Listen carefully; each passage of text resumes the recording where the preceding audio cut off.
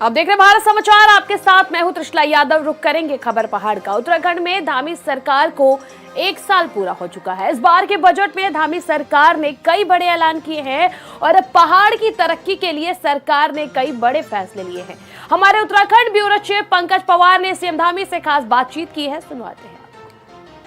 प्रदेश की धामी सरकार के 1 साल पूरे हो चुके हैं और मेरे साथ प्रदेश के मुख्यमंत्री पुष्कर सिंह धामी जी हैं। धामी जी, आपने पूरे 1 साल में काफ़ी कुछ करने की कोशिश की है। अपनी तमाम योजनाएं जो आप लोगों ने जनता के सामने रखी थी, किस तरह देख रहे हैं? मैं सबसे पहले तो 1 साल का जो कालखंड ये हुआ है उसके लिए मैं उत्तराखंड की देवतुल्य जनता को नमन करना चाहता हूँ, उनका आभार व्यक्त करना चाहता हूँ जिन्होंने हमारे देश के यशस्वी प्रधानमंत्री आदरणीय मोदी जी के नेतृत्व में उनके कामों पर, उनके कार्यक्रमों पर अपना आशीर्वाद दिया और हमको उत्तराखंड पे फिर से काम करने का मौका दिया। एक मिथक तोड़ा, एक नया इतिहास उत्तराखंड की देवतुल्य जनता ने बनाया और हमने प्रयास किया है कि 1 साल में एक एक पल और एक एक क्षण हम अपने राज्य को समर्पित करें। उत्तराखंड के रहने वाले 1 करोड़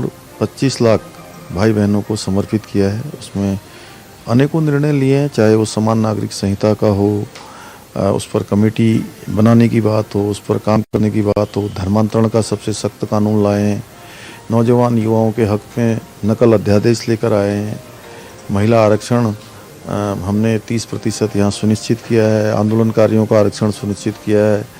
इसके साथ साथ 3 सिलेंडर साल में रिफिल करके देने की योजना भी धरातल पर हमने उतारी है। पर्यटन की नई नीति लाए हैं जिससे सभी को रोजगार और स्वरोजगार से जुड़ने का अवसर मिले। ऊर्जा की नई नीति लेकर आए हैं। स्टार्टअप को, एंटरप्रेन्योरशिप, इन सभी को आगे बढ़ाने के लिए उद्यान, कृषि, सभी क्षेत्र आगे बढ़ें, उद्योग आगे बढ़ें, उसके लिए लगातार हम लोग काम कर रहे हैं। लगातार सरलीकरण की जो हमारी नीति है उसको आगे बढ़ा रहे हैं, सरल कर रहे हैं सब चीज़ों को, जिससे कि जो है सभी सहभागी बने और जो एक उत्तराखंड का पोटेंशियल है वो हर क्षेत्र में निकल कर बाहर आए। इस बार के बजट में हमने इस प्रकार का प्रावधान किया कि हर सेक्टर इससे कहीं ना कहीं आगे आए और हर व्यक्ति उससे जुड़ा हो।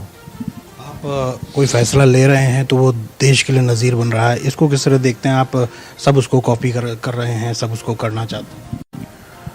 देखिए, ये चूँकि हम ऐसे राज्य हैं हिमालय जहाँ से हवा, पानी, पर्यावरण संपूर्ण देश के अंदर, दुनिया के अंदर जाता है, तो हम जो भी फैसले ले रहे हैं बहुत ही अपने राज्य के हित में ले रहे हैं और उसको पूरी पारदर्शिता के साथ और व्यवहारिकता के साथ सभी से बात करके और माननीय प्रधानमंत्री जी के आशीर्वाद से आगे बढ़ रहे हैं। तो दूसरे राज्य भी जो है निश्चित रूप से कहीं ना कहीं हमारी अपेक्षा भी, जैसे समान नागरिक संहिता पर हमने काम किया, तो चूँकि ये पूरे देश के अंदर एक ऐसा इशू रहा है कि लगातार इसकी मांग उठती रही है, इसलिए जब हम इसको संकल्प के रूप में कह रहे थे तो उस समय भी हमने कहा कि हम तो इसको लागू करेंगे और भारतवर्ष के अन्य राज्यों से भी हमारी अपेक्षा है कि वो भी अपने यहाँ लागू करें। तो अच्छी बात है कि आज जो है सभी राज्य इस दिशा में आगे बढ़ रहे हैं और सभी लोग अपने अपने यहाँ इसको लागू कर रहे हैं। खुद कहते हैं कि प्रधानमंत्री जी ने आपको मुख्यमंत्री बनाया, किस तरीके से आपको लगातार सहयोग केंद्र का मिल रहा है और आने वाले समय में आपको लगता है कि और उत्तराखंड राज्य को, जैसे आप कहते हैं कि 2025 में हम अग्रणी राज्य होंगे, तो क्या आपको लगता है उसी तरीके आगे बढ़ रहे हैं और प्रधानमंत्री जी का कितना सहयोग रहता है?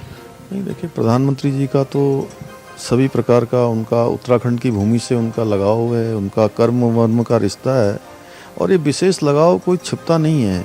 उस लगाव का ही परिणाम है कि पिछले 5 सालों में, 7 सालों में उनके प्रधानमंत्री बनने के बाद 1.5 लाख करोड़ से भी ज़्यादा की योजनाएं यहाँ पर स्वीकृत हुई हैं। एक से एक बड़े प्रोजेक्ट, चाहे ऋषिकेश कर्णप्रयाग रेल लाइन हो, एम्स की स्थापना हो, नया एम्स हमको स्वीकृति हो, लखवाड़ प्रोजेक्ट जो लंबे समय से रुका हुआ था उसको स्वीकृति मिल गई, उसको काम भी चालू होने वाला है।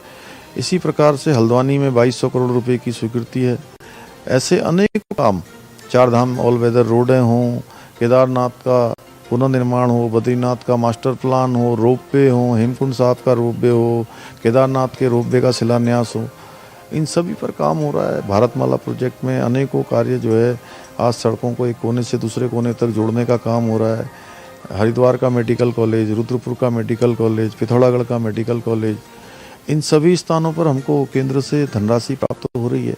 और जो भी योजना हम लोग देते हैं, उन सभी योजनाओं पर आदरणीय प्रधानमंत्री जी हमको तत्काल जो है स्वीकृति प्रदान करते हैं।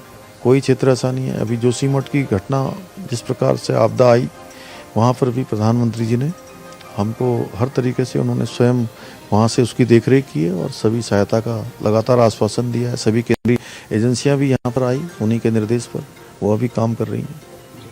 ये तो प्रदेश के मुख्यमंत्री पुष्कर सिंह धामी जी, और लगभग 1 साल सरकार के हो गए हैं और आने वाले दिनों में 2025 तक सरकार अग्रणी राज्य बनाने की तरफ अग्रसर है।